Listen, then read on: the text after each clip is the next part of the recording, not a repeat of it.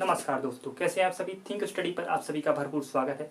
आज की इस वीडियो सेशन में हमने टॉपिक लिया है घड़ी। घड़ी जो यानी कि जो रीजनिंग से संबंधित होता है और ये विभिन्न वनडे एग्जाम्स में परीक्षकों का फेवरेट एक प्रकार से टॉपिक रहा है। उससे विभिन्न प्रकार के प्रश्न पूछे जाते हैं। तो आज हम घड़ी से संबंधित सभी प्रकार के प्रश्नों को हल करने जा रहे हैं। तो आज हमारे साथ आप शुरू से लेकर अंत तक बने रहिए और आज विश्वास मानिए इस बात का कि यदि आप पूरी वीडियो को आज ध्यान से सुनते हैं तो घड़ी से संबंधित 90% प्रश्नों को आप 100% एक्यूरेसी के साथ कर पाएंगे, शुद्धता के साथ में कर पाएंगे।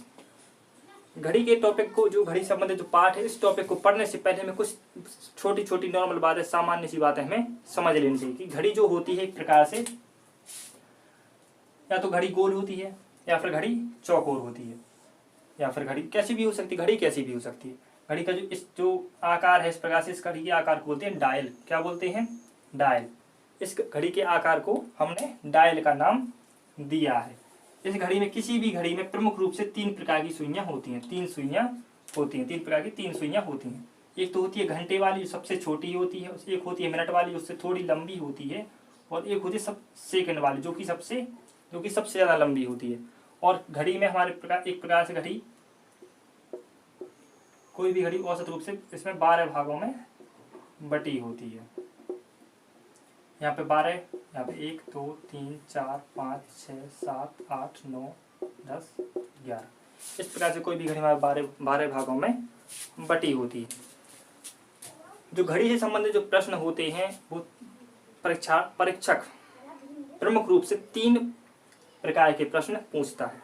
सबसे पहले वो दर्पण से संबंधित प्रश्न पूछता है कि यदि किसी घड़ी में अभी 12 बज रहे हैं, फिक्स 12 बज रहे हैं, तो उसके प्रतिबिंब में देखने पर कितने बज रहे हो। या फिर कहें कि किसी घड़ी में अभी 9:30 बजे का टाइम हो रहा है, 9:30 का टाइम हो रहा है, तो उसके जल प्रतिबिंब बोले या फिर क्षैतिज दर्पण बोले, इनमें देखने पर कितना टाइम हो रहा होगा। इस प्रकार से हमें प्रश्न आते हैं। या फिर इस प्रकार से प्रश्न हो सकते हैं कि यदि किसी घड़ी में अभी 9:30 हो रहे हैं तो उसके दर्पण प्रतिबिंब में कितना समय हो रहा होगा। तो इस प्रकार से भी प्रश्न पूछे जा सकते हैं।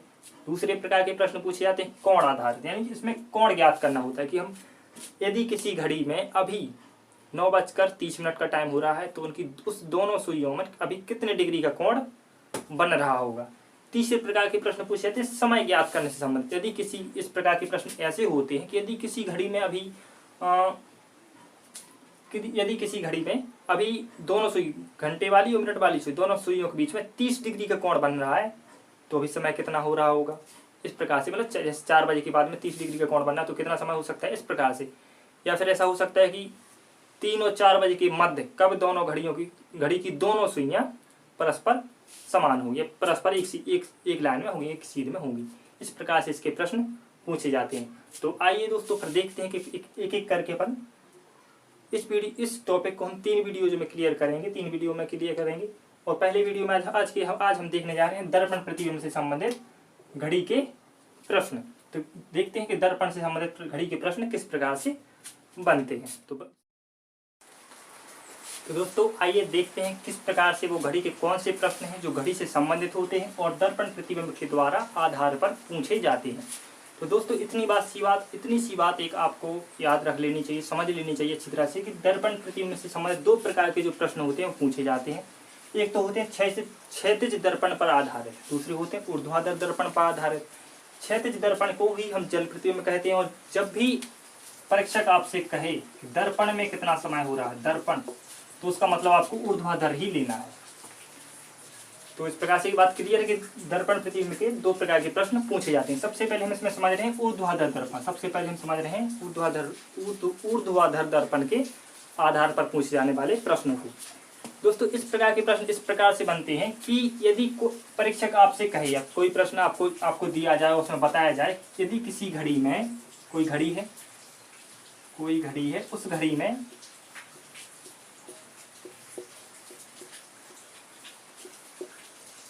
अभी 2:40 का समय हो रहा है, उस घड़ी में अभी 2:40 का समय हो रहा है, तो बताइए उसके दर्पण प्रतिबिंब में देखने पर उस घड़ी में उस प्रतिबिंब में कितना टाइम हो रहा होगा, कितना समय हो रहा होगा। तो इस प्रकार के इसमें प्रश्न पूछे जाते हैं। तो इस प्रकार के प्रश्नों को सॉल्व करने का सबसे बहुत ही आसान तरीका है, बहुत ही सरल, मैं तो इन्हें बहुत ही सरल मानता हूँ। सीधी सीट रेखा के आप इसमें से 12 बजे से इसको माइनस कर दें, जितना भी टाइम पूछा जा रहा है उसको 12 बजे से घटा दें तो हमारा सही आंसर आ जाएगा। फिर से रिपीट कर देता हूँ, कि जब भी आपसे ऊर्ध्वाधर दर्पण पर आधारित प्रश्न पूछे जाते हैं, यदि आपसे जैसे कि यदि आपसे कहा जाए कि किसी घड़ी में अभी 2:40 का समय हो रहा है, तो उसके दर्पण प्रतिबिंब में देखने पर अभी कितना समय हो रहा होगा। इस प्रकार के यदि प्रश्न पूछे जाते हैं तो हमें उसे उस समय को, जितना समय पूछा जा रहा है उस समय को हमें 12:00 में से घटा देना है। बस इतनी सी बात करनी है। चलो करके देख लेते हैं। तो 12 बजे में से माइनस करना है, तो 2 को घटा दीजिए 40, तो 40 को घटा दीजिए। तो यदि आप घटाएंगे तो देखिए यहाँ पे 0 में से घटाएंगे तो 0 गया, कुछ नहीं, 0 4 जाएंगे, 6 बचेगा। इस प्रकार से करेंगे तो ये तो गलत हो जाएगा। इस प्रकार से नहीं कर सकते, समय को इस प्रकार से नहीं घटाया जाता, क्योंकि समय जो होता है उस समय में जो घंटे और मिनट हैं, घंटे और मिनट, इनमें हमारी दशमलव पद्धति नहीं चलती। इसको यानी इसको 100 नहीं माना जाता, इसको 60 माना गया। किसको माना गया? इसको 60। इसलिए जब भी हमें मिनट घटाने हैं, इसको 0 में से नहीं घटा सकते, उसको 60 मानकर ही घटा सकते हैं। यानी कि उस पर कैसे घटाएंगे इसमें से? तो इसमें से 1 घंटा हमने यहाँ से माइनस कर लेते हो, इस घंटे के मिनट बना के इसमें जोड़ देंगे। तो यहाँ पे इस प्रकार से हो जाएगा 11:60 टाइम हो जाएगा। इसमें 2:40 को हम घटा देते हैं। यदि हम इसमें से 2:40 को घटाएंगे तो हमारा आंसर सही आ जाएगा। तो 0 में से 0 गए तो 0, 6 में 4 गए तो 2, 11 में 2 गए तो 9:30। यानी कि यदि किसी घड़ी में 2:40 का टाइम हो रहा है और यदि इसके हम दर्पण प्रतिबिंब में देखें या ऊर्ध्वाधर दर्पण में देखें तो उसमें हमें 9:20 का टाइम दिखाई दे रहा होगा। सरल सी बात है, समझ गए होंगे। आशा करता हूँ कि आप लोग समझ ही गए होंगे। तो इस प्रकार से ये ऐसे प्रश्न थे जो आप सॉल्व कर सकते हैं। इस प्रकार से और भी प्रश्न हो सकते हैं, जैसे यदि हम कहें कि किसी घड़ी में अभी 3:50 का टाइम हो रहा है। यदि किसी घड़ी में 3:50 का टाइम हो रहा है तो बताइए उसके दर्पण प्रतिबिंब में कितना हो रहा होगा। सरल सी बात है, 12 में से माइनस कर दीजिए, क्योंकि हमें मिनट भी माइनस करने, तो यहाँ पे 11:60 हम लिख सकते हैं। तो 11:60 में से हमें माइनस कर देना है। कर दिए, माइनस करिए, तो 60 में से 50 गए 10, 11 में से 3 गया तो 8, यानी 8:10 का टाइम है जो उसके दर्पण प्रतिबिंब में हो रहा होगा। इस प्रकार से भी कह सकते हैं। यदि इस प्रकार के प्रश्नों में यदि साथ में सेकंड भी हमें दिए जाए, जैसे हम कहें कि किसी घड़ी में देखने पर मुझे पता चला कि उसमें 2:25 और 58 का समय हो रहा है, तो बताइए उसके प्रतिबिंब में देखने पर कितना समय हो रहा है। तो सरल सी बात है, अभी हम 11:60 में से माइनस कर रहे थे, अब हम लोग करेंगे 59 और 60 सेकंड, यानी ये घंटे हो गए, ये मिनट हो गए और ये सेकंड हो गए। इतने में से माइनस कर देंगे तो हमारा आंसर आ जाएगा। करके माइनस करके देखते हैं। 2, 25, 58, तो घटाइए, यहाँ पे 2 सेकंड बचेंगे, यहाँ पे 4 और 3, 34 मिनट बचेंगे, यानी कि 9:34 और 2 सेकंड का समय हो रहा होगा उसके प्रतिबिंब में देखने पर। तो इस प्रकार से दोस्तों, इस प्रकार से ऐसे प्रश्न पूछे जाते हैं, हम सॉल्व कर सकते हैं। लेकिन इसके अतिरिक्त भी हम आपके लिए शॉर्ट में संक्षेप में समझाएं अगर इस बात को, कि जब भी आपसे समय पूछा जा रहा हो कि उसके प्रतिबिंब में भी कितना समय हो रहा हो, तो इस प्रकार के प्रश्नों को हल करने के लिए आप केवल छोटी सी एक बात याद रखिए। यदि आपको समय दिया हो, उसका दर्पण प्रतिबिंब में से समय पूछा हो, तो आपको कुछ नहीं करना, केवल 11:60 में से माइनस कर देना। इतनी सी बात आपको याद रखनी है बस। लेकिन यदि साथ में सेकंड भी दिए जाए तब आप उस समय को 11 और 60 में से माइनस करेंगे। तो इतनी सी बात हमें याद रखनी है। यदि घंटे और मिनट दिए हों, घंटे और मिनट 2 चीज़ें दी हों तब, और घंटे, मिनट और सेकंड 3 चीज़ें दी हों तब हमें उस समय को इसमें से घटा देना है। यदि इसमें से घटा दें तो हमारा उत्तर सही आ जाएगा। इस प्रकार से ऊर्ध्वाधर दर्पण के संबंधित प्रश्नों को हम हल कर सकते हैं। और अब दोस्तों, यदि आपसे कहा जाए कि किसी घड़ी के दर्पण प्रतिबिंब में देखने पर है पता चलता है उस घड़ी में अभी 9:40 का समय हो रहा है। उस घड़ी में अभी 9:40 का समय हो रहा है। कहाँ पे? दर्पण प्रतिबिंब में देखने पर। तो बताइए उस घड़ी में वास्तविक समय कितना हो रहा होगा। तो जिस प्रकार से जैसी ट्रिक अभी थी उसी का हमने उल्टा प्रश्न पूछा है, तो उल्टा कर देंगे। तो 11:60 में से अभी हमने कहा था कि किसी घड़ी में 2:40 का समय हो रहा है, तो बताइए इसके दर्पण प्रतिबिंब में कितना हो रहा होगा। तो हमने घटा दिया था, तो इसे घटा दिया था, तो इस प्रकार से 9:20 का समय आ गया था। 9:20 का समय आ गया था। अब हम कह रहे हैं कि दर्पण प्रतिबिंब में इतना समय हो रहा है, दर्पण प्रतिबिंब में इतना समय हो रहा है, तो बताइए वास्तविक समय कितना हो रहा होगा। तो इसी समय को घटा देंगे, इसी समय को घटा दीजिए इसमें से। तो देखते हैं, तो 20 मिनट और 2, यानी 2:20 का समय है जो वास्तविक रूप से उस समय बज रहे होंगे। तो इतनी सी बात हमें सरल सी थी, तो समझनी थी, तो समझ गए होंगे, आशा करता हूँ समझ गए होंगे। अब हम देखते हैं क्षैतिज दर्पण से संबंधित यानी जल प्रतिबिंब से संबंधित वो कौन से प्रश्न हैं जो हमसे पूछे जाते हैं परीक्षा में और हम शायद नहीं कर पाते। तो चलिए देखते हैं करके कि कैसे इस प्रकार के प्रश्नों को हम सॉल्व कर सकते हैं। तो दोस्तों अब हम समझते हैं कि घड़ी से संबंधित दर्पण प्रतिबिंब के वो कौन से प्रश्न हैं जो क्षैतिज दर्पण पर आधारित करके पूछे जाते हैं। दोस्तों जब भी हमसे प्रश्न पूछा जाए, कहा जाए कि एक घड़ी में देखने पर 2:40 का समय हो रहा है, तो उसके जल प्रतिबिंब में देखने पर या फिर उसके क्षैतिज दर्पण में देखने पर कितना समय हो रहा होगा। तो जब भी आपको इस प्रकार के प्रश्नों को हल करना होगा तो उसमें आप हमारी छोटी सी ट्रिक को ध्यान में जरूर रखिएगा। जब भी आपसे कहा जाए, जैसे कि यदि आपसे कहा जाए कि एक घड़ी में अभी 2:40 का समय हो रहा है, तो उसके जल प्रतिबिंब में देखने पर या फिर क्षैतिज दर्पण में देखने पर अभी कितना समय हो रहा होगा। तो देखिए हमें यहाँ पे छोटी सी बात यहाँ पे क्लियर कर देंगे। क्षैतिज दर्पण का मतलब यहाँ पे क्या है, कोई घड़ी यहाँ पे ऐसी रखी हुई है, नीचे कोई दर्पण इस प्रकार से लगा दिया जाए तो उसका प्रतिबिंब तो यहाँ पर ही बनेगा। तो उसका ये पूछ रहे हैं कि इसका प्रतिबिंब यहाँ पर क्या बनेगा, इस ऐसा पूछ रहे हैं। तो इसके ऐसे जो प्रश्न 2 प्रकार से हल कर सकते हैं, या तो अपन चित्र बना के भी हल कर सकते हैं या फिर इस प्रकार से ट्रिक को। तो मुझे ट्रिक ज़्यादा सी अच्छी लगती है, तो मैं ट्रिक के आधार पर आपको बताता हूँ कि ऐसे प्रश्नों को हम जल्दी से जल्दी हल कैसे कर सकते हैं। तो जैसे कि हमने बताया, पूछ रहे हैं कि एक घड़ी में भी 2:40 का समय हो रहा है, तो उसके जल प्रतिबिंब में कितना समय हो रहा है। तो इस प्रकार के प्रश्नों को हल करने के लिए सबसे पहले आप इस समय को 7:30 में जोड़ देंगे। पहली बात क्या रखनी है यार, कि जो भी समय पूछा जा रहा है उसे हम 7:30 में जोड़ देंगे। तो जोड़ दीजिए, तो 40 को जोड़ा तो हो जाएगा 70, 9 70। लेकिन दोस्तों ये हमारा सही टाइम या सही आंसर नहीं आया है। सही आंसर लाने के लिए एक काम और करना है, कि हमें 12:60 में से घटा देना है। 12:60 में से हम इसे घटा देते हैं इस आंसर को, जो हमारा अभी जोड़ने पर आंसर आया है, तो हमारा सही आंसर आ जाएगा। इसको घटा दीजिए, 9 70। अब 260 में से 70 तो घटा नहीं सकते, तो इसमें ऐसा करेंगे कि हम 60 को 120 कर लेंगे।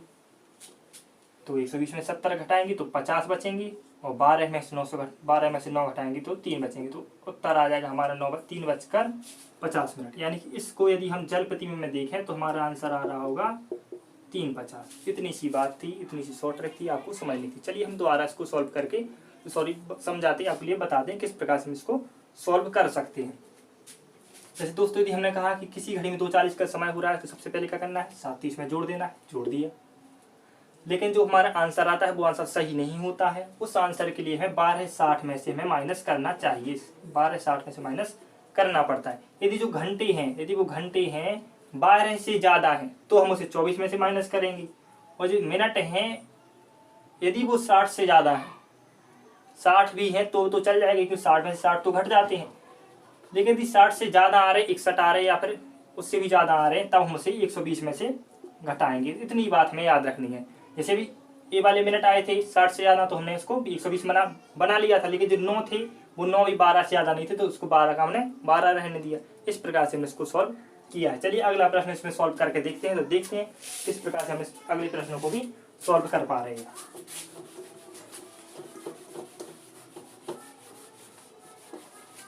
तो दोस्तों जैसे भी हम कहें कि किसी घड़ी में भी 3:24 का समय हो रहा है, तो उसके जल प्रतिबिंब में देखने पर कितना समय हो रहा होगा। तो सरल सी बात है, एक काम करना, 7:30 में जोड़ देना है। जोड़ दीजिए, 3 24 जोड़ा 4 5 10। तो दोस्तों क्या आपको लगता है कि हमारा सही आंसर है? नहीं। तो इसको क्या करना है, इसको हमें 12:60 में से हमें इसमें माइनस कर देना। 12:60 में से हमें इसमें घटा देना। यदि घटा दीजिए तब आंसर सही से आ जाएगा। तो 10 घटा दीजिए, 54। यानी इसके जल प्रतिबिंब में देखने पर हमारा आंसर आ रहा होगा 2:06।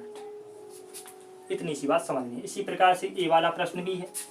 सबसे पहले हमें इसमें क्या करना है, 7:30 में इसको जोड़ देना है। यदि कोई आपसे कहे कि किसी घड़ी में 12:10 का समय हो रहा है, तो उसके जल प्रतिबिंब में देखने पर अभी कितना समय हो रहा होगा, इस प्रकार के प्रश्न करना है। तो इस समय को क्या करना है, सबसे पहले 7:30 में जोड़ देना। चलिए जोड़ देते हैं, 7:30 में जोड़ देना है। तो जोड़ दिए, 19:40। तो 19:40 का समय हो गया। लेकिन हमारा आंसर सही है क्या? नहीं। इसके लिए हमें क्या करना पड़ता है? 1260 में से घटा देना है। किसको घटाना है? जो हमारा भी उत्तर आया है जोड़ने पर, इस उत्तर को घटा देना है। 1240 में से घटाएंगे तो 19 और 40। देखिए यहाँ पे मिनट तो घट रहे हैं, 60 में से 40 घटेंगे तो 20 बचेंगे। मिनट तो घट रहे हैं लेकिन जो घंटे हैं वो नहीं घट पा रहे। 12 में से 19 नहीं घट पा रहे, तो 12 को हम क्या बना लेंगे? 24। क्या बना लेंगे? 24। इसको बना लीजिए, 24 में से 19 घटाएंगे तो यहाँ पे 5 बचेगा। तो इस प्रकार से हमारा आंसर आ जाएगा 5:20। तो ये हमारा सही आंसर हो जाएगा। इस प्रकार से इस ट्रिक को हम दोबारा आपके लिए समझा देते हैं किस प्रकार से हल करना है। जब भी आपसे समय पूछा जाए कि इतना समय हो रहा है, उस समय को जल प्रतिबिंब में देखने पर कितने बज रहे होंगे। किसी घड़ी में अभी 2:40 का समय हो रहा है, तो उसके जल प्रतिबिंब में देखने पर कितना समय हो रहा होगा। तो इस प्रकार के प्रश्नों को तो इस प्रकार से हल करते हैं। सबसे पहले हम समय को 37 में जोड़ देना है। जोड़ दिया, जैसे हम ये वाला प्रश्न यहाँ पे किया गया, तो 3:24 का समय हो रहा था, उसको हमने 37 में जोड़ दिया, तो आंसर आ गया 10:54। तो हमारा जो आंसर आया है वो आंसर सही आंसर नहीं है। उस आंसर के लिए यदि आप 1260 में से माइनस कर देते तो हमारा जो आंसर आएगा वो आंसर सही होगा।